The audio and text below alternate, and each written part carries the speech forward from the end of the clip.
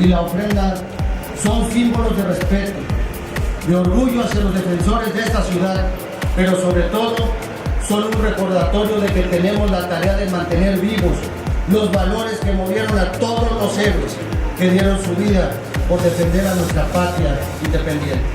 A quienes dieron muestra de la fortaleza de un pueblo como el nuestro para hacer frente a la adversidad. Un Veracruz que en los grandes momentos de la patria acudió con decisión a privilegiar los bienes superiores de la nación.